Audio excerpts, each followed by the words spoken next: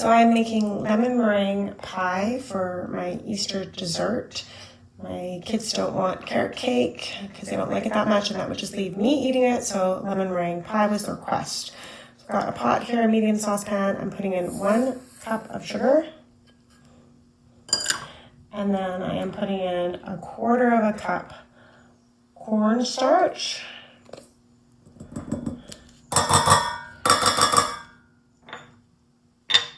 And then I'm going to gradually stir in 1.5 cups of cold water. So I'm going to move that to the stove. Turn the heat on. And then gradually add my water. Okay, now that's nice and smooth. I'm going to add my 3 egg yolks, and I'm going to bring that to a boil,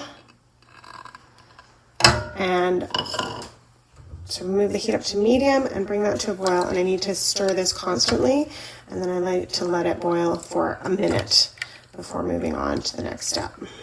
So I've removed it from the heat. I'm now stirring in the lemon zest of 1 lemon. It's got nice and thick, and I'm going to do 1/4 cup of lemon juice, which is about what comes out of 1 large lemon. You may need to top it off with some other lemon juice, and stirring that, and then adding a tablespoon of butter. And once that's all melted in there, I will put it into my pre-baked pie crust, 9-inch.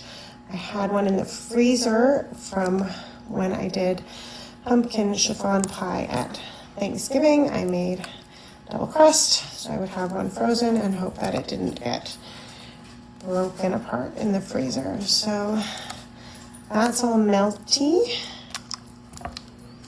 I think that's good. And I'm going to pour that into. So there we have it, hot. So now I need to move on to beating the 3 egg whites that I have, and making the meringue with 3 egg whites, beating it, and then gradually adding 1/3 cup of sugar, and then I will put that over top of this. Once the egg whites are at this stage, I will gradually beat in my 1/3 cup of sugar, a little bit at a time, until stiff peaks form. So we've got a stiff peak there, I think you can see that, and it's holding onto the mixer end, so that's ready to be put over top of the pie, and make sure to seal the edges. Getting the meringue on the pie is probably the most difficult part of the recipe, but there it is. And then it's going to go in the oven that has been preheating for 350 degrees, and it's going to bake in there for about 15 to 20 minutes. You just want it to look golden, and then cool it on a rack.